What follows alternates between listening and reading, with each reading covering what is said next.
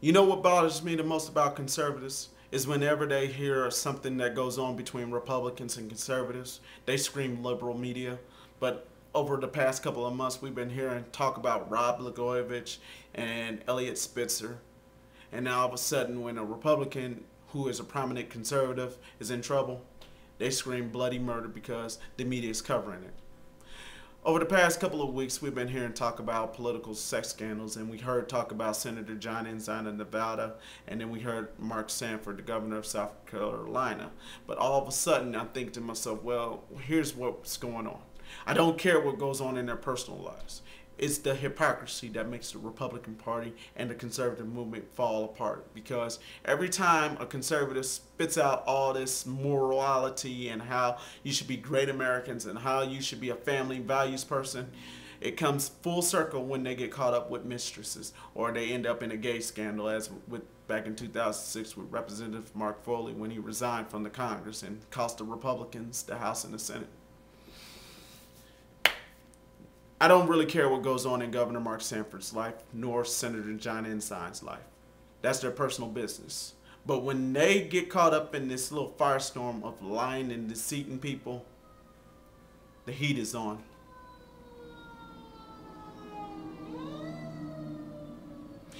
To be honest with you, my personal beef with the Republican Party is the hypocrisy. If you're going to stand for your morals and your values, you should practice it. Don't be trying to demonize the liberals and the Democrats and the moderates and the independents because you don't agree with their opinion. And of course, don't take your talking points from Fox News, Rush Limbaugh, and the Drudge Report, please.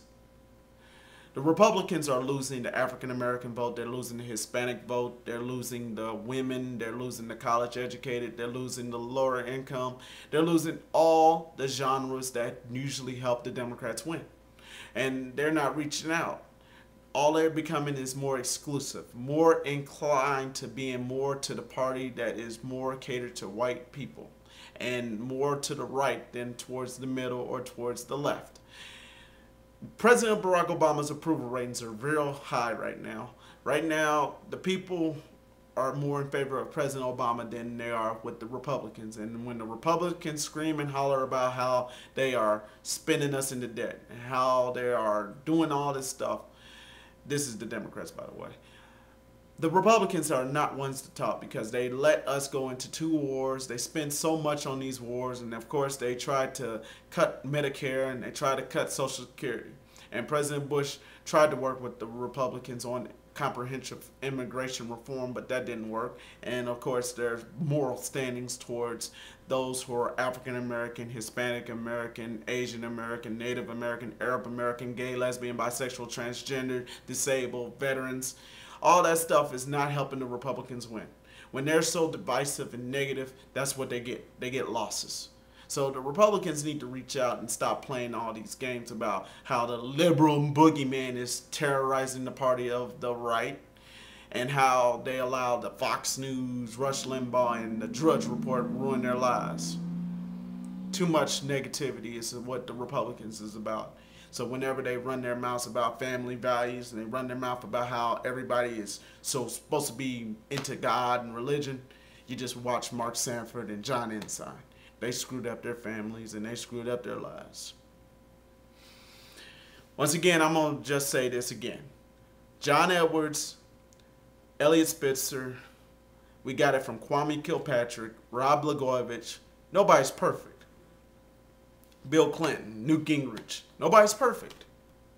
We're humans.